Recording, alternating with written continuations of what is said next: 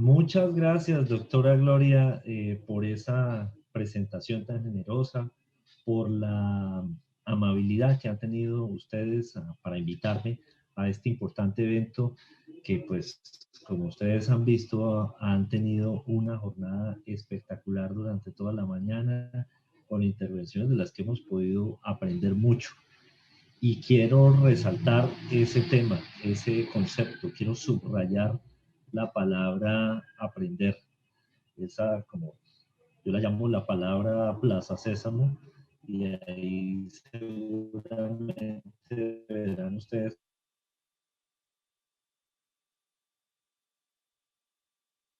que me caen algunas palabras. Y yo quiero subrayar la palabra porque es quizás dentro de todas las habilidades, las competencias que se nos demandan hoy en día, una de las más importantes para poder seguir en este mundo, para seguir avanzando en esta llamada nueva normal.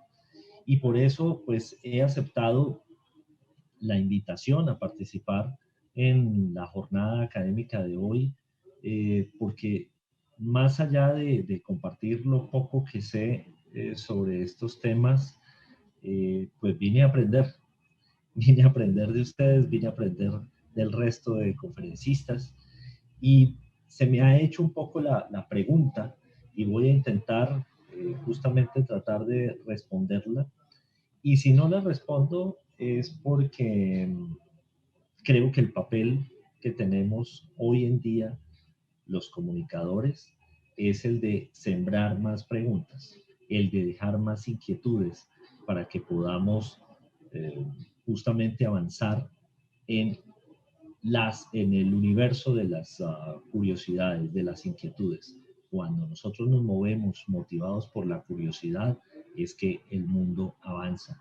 La pregunta central con la cual me invitaban a participar en la charla de hoy es, ¿sabe usted quién tiene hoy el poder de las comunicaciones en el mundo y quién en su organización?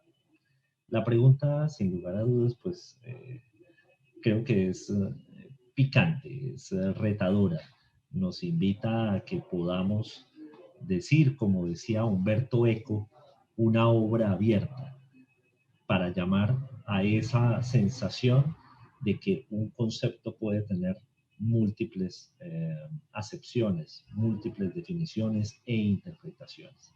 Voy a compartirles, digamos, algunas premisas que se me ocurren alrededor de este tema para ver si vamos desenmarañando la pregunta y vamos dando pistas para llegar a una potencial respuesta. Lo primero que querría de compartirles con ustedes es que el mundo cambió. El mundo cambió mientras tanto. Mientras estábamos sumergidos y absortos en nuestro trabajo, el mundo cambió. Ahora bien, ese proceso de cambio venía dándose desde antes del aislamiento, desde antes de las cuarentenas. Yo lo que he venido compartiendo un poco es la idea de que el consultor más poderoso en transformación digital, el que vino a convencernos, el que logró más que Bill Gates y que otros gurúes de la información, es el doctor COVID. El doctor COVID fue el que obligó a las organizaciones, obligó a las personas, obligó a la institucionalidad a repensar los procesos. Y eso llevó a una aceleración de la transformación digital. Las compañías, las organizaciones de todo orden, de todo tipo de clasificación, de taxonomía, grandes, medianas o pequeñas, por distintos sectores económicos, organizaciones públicas y privadas, todas pasaron por la transformación o por lo menos están transitando por esa transformación a la que invitó el doctor COVID. Porque el doctor COVID, una de las cosas que nos ha dicho con toda esta situación es los lugares de trabajo cambian, Y si cambian los lugares de trabajo, cambian las formas de relacionamiento. Y si cambian las formas de relacionamiento, cambian los mecanismos y los instrumentos de comunicación. Y si esto cambia, cambian las plataformas, las interfaces a través de las cuales tenemos un relacionamiento con los otros. Y en ese sentido, pues tenemos que pensar que entonces la comunicación, que es el combustible que nos está moviendo para todo este tema, pues fundamentalmente hoy cada vez más pasa por un elemento que son las tecnologías de la información y las comunicaciones. Ojo, no son el único escenario, pero es el que nos ha facilitado que hoy podamos, por ejemplo, estar compartiendo a través de esta interfaz con cada uno de ustedes. Y aquí entonces hay que decir que la comunicación, y hay una primera reflexión, es que muchas veces la comunicación se piensa que es una responsabilidad de un área de comunicaciones, de un jefe de comunicaciones, de un jefe de prensa, a veces del jefe de mercadeo, del gerente de mercadeo. Noticia, la comunicación es responsabilidad de todos y de cada uno en las organizaciones. Lo que pasa es que tiene unos dolientes y quizás sí, ahí sea el área de relaciones públicas, de comunicaciones, de asuntos públicos, etcétera. Dependiendo de la naturaleza de la organización, tiene un doliente, pero sí es responsabilidad de todos. Por eso a mí me invitan muchas veces a entrenar para hablar en público. Hago los llamados media training, o entrenamientos de voceros, con los cuales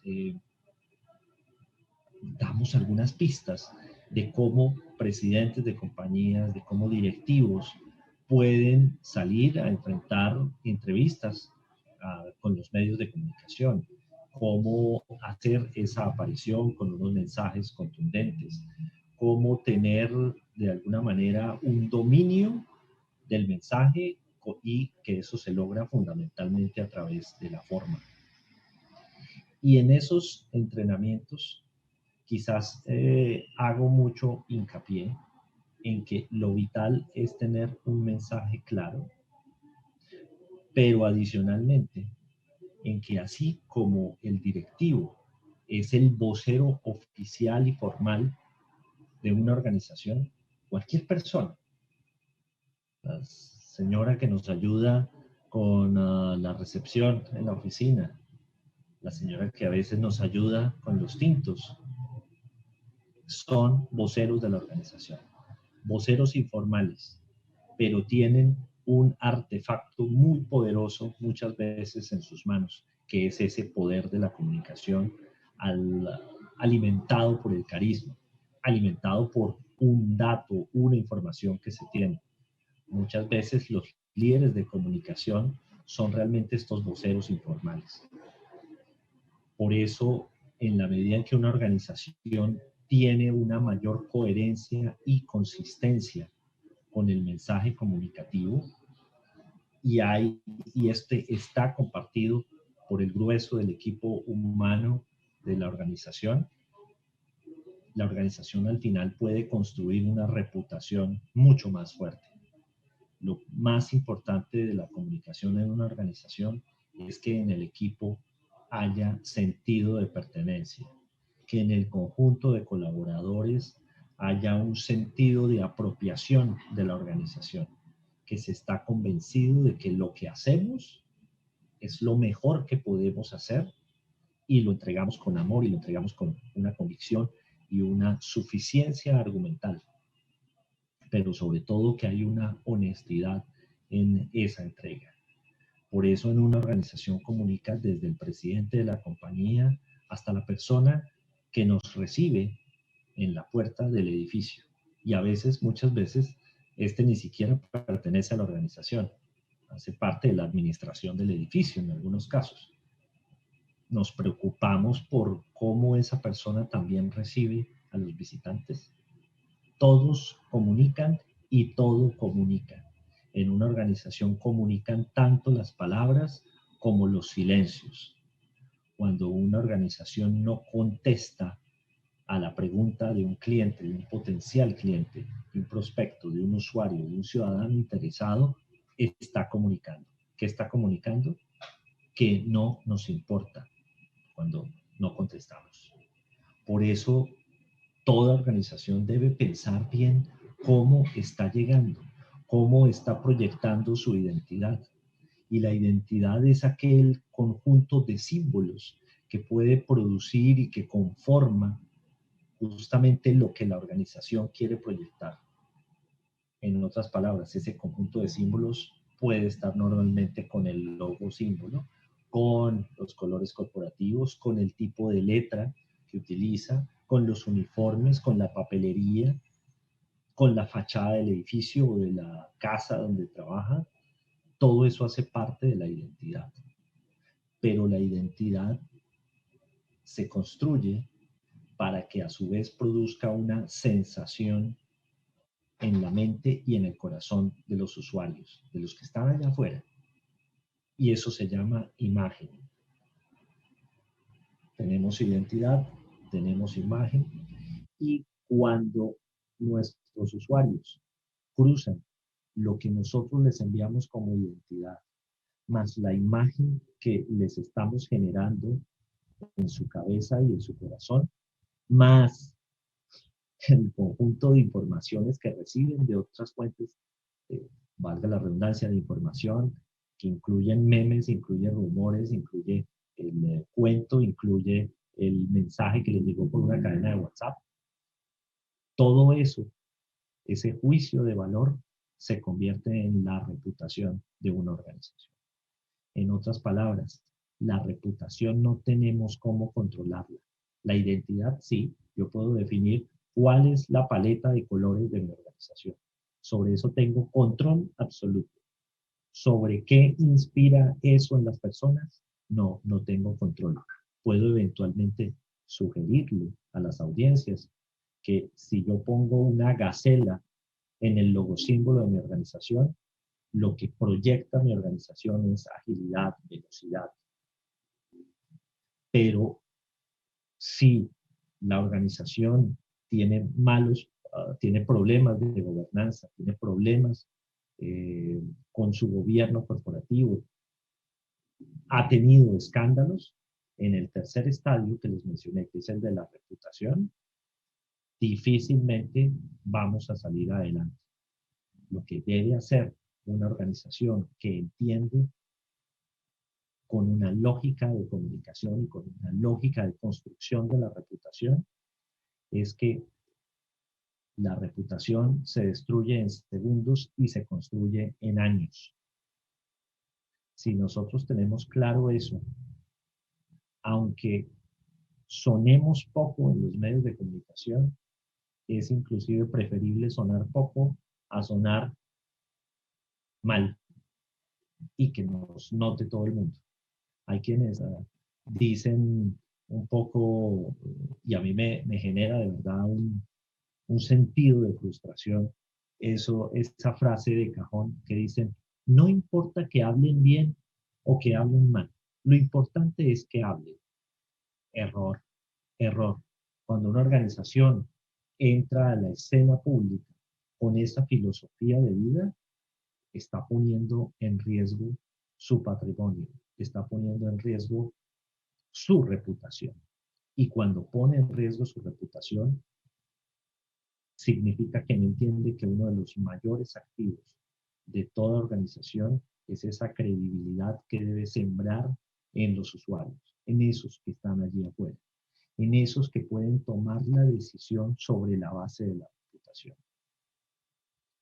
Muchas veces, y seguramente, y pasemos a un ejemplo muy eh, cotidiano, algunos de ustedes harán transacciones y compras en plataformas de comercio electrónico. Voy a poner un ejemplo, Mercado Libre. ¿Quiénes están en Mercado Libre? Vendedores independientes. Mercado Libre es como una plaza de mercado. Las plazas de mercado no son dueñas de un solo tomate. Ponen el espacio para que se encuentren la oferta y la demanda. Pues bien, en Mercado Libre, cuando ustedes ingresan, probablemente se fijan, cuando les llama la atención un producto, miran quién es el vendedor, qué puntaje tiene, cómo está calificado. Y aunque este pueda tener unos precios muy bajos, si está mal calificado, yo creo que ustedes, como compradores críticos que han venido construyendo una forma de consumir eh, bienes digitales, dicen, puede estar muy barato, pero yo no me voy a arriesgar. Eso llevado a una escala más corporativa, a una escala en la que se mueven ustedes, por ejemplo, tiene que ser un ejercicio muy consciente. Y por eso la reputación, insisto, es uno de los activos más importantes que toda organización y toda junta directiva debe entrar a evaluar, debe entrar a entender. Otro punto que me interesa comentar aquí es alrededor de cómo, por un lado, están las organizaciones, están los medios de comunicación, las universidades, los colegios, las marcas, los gobiernos del orden local, departamental, nacional, y de este lado, más rápido, avanzando a una mayor velocidad, están los radioescuchas, los televidentes, los lectores, los compradores, los usuarios, los ciudadanos. Estos señores, estos últimos, van a una velocidad más rápida y pueden hacerlo porque pueden darse el lujo de ser políticamente incorrectos. A la organización que le corresponde en ese ejercicio, ver cómo lo puede alcanzar, ver cómo se puede acercar a sus necesidades, ver cómo puede complementar eh, sus expectativas con la oferta de sus servicios. Entonces, el desafío que hoy cada vez más construimos desde las organizaciones es entender mejor a los usuarios.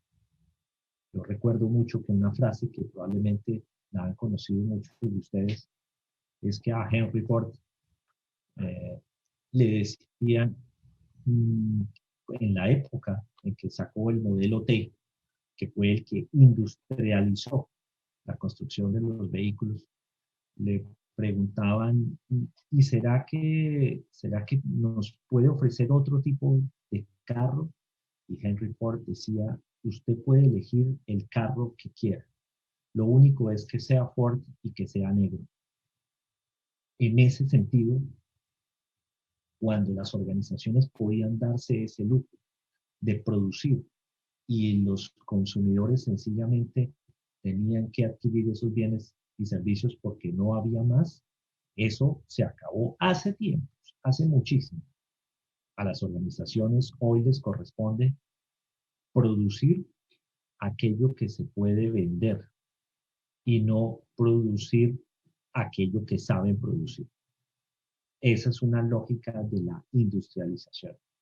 Esto llevado a la lógica de los servicios nos invita a que pensemos, estamos en el mercado entendiendo, leyendo bien a nuestros usuarios, estamos en capacidad de satisfacer las necesidades de hoy y las de mañana de nuestros usuarios.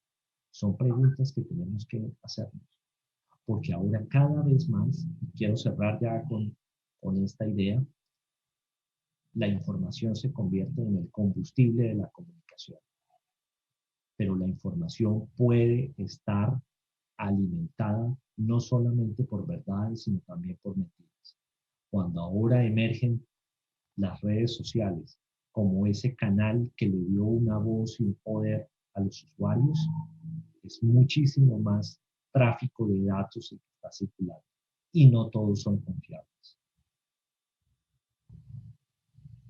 Hoy, que se habla muchísimo del periodismo ciudadano, aquel que es el que puede producir un usuario con un teléfono celular, porque puede capturar un instante de la realidad con su cámara y publicarlo y compartirlo, a eso se le ha llamado periodismo ciudadano. Y eso nos lleva a tener una claridad. El ciudadano le va a ganar en el 99% de las veces al periodista en la inmediatez, porque el ciudadano sí está por todas partes. Ninguna sala de redacción, ni la BBC, ni CNN, puede tener un corresponsal en cualquier parte del mundo viendo a ver si pasa algo. Ni el CNN puede poner un corresponsal todos los días a que esté en el Cabo de la Vela para que de pronto a las 4 de la tarde, todos los días, llame a su editor y le diga, no jefe, hoy tampoco hubo tsunami. No puede. Ninguna sala de redacción en el mundo puede hacerlo. El ciudadano sí está normalmente en todas partes. Cuando el ciudadano gana en inmediatez, al periodista le corresponde ganar otorgando contexto, confirmación de los hechos, poder de síntesis. Eso para que tengamos en cuenta quiénes producen la información. Nosotros creíamos, siempre sabíamos, y ya para ir cerrando la respuesta a esta pregunta, siempre habíamos pensado que el dueño de la comunicación eran los medios de comunicación. Luego aparecieron las marcas y finalmente los usuarios. Entonces, ¿quién tiene hoy el poder de las comunicaciones en el mundo? Cada vez más los usuarios. ¿Y quiénes en la organización? Nuevamente, y para variar, los usuarios. La diferencia es que nosotros debemos entrar allí como ese facilitador de la comunicación. Cada organización debe facilitar la comunicación internamente y con sus públicos externos. Bueno, de esta manera quería cerrar como mi reflexión y quedo atento a lo que la organización diga y disponga. Muchísimas gracias.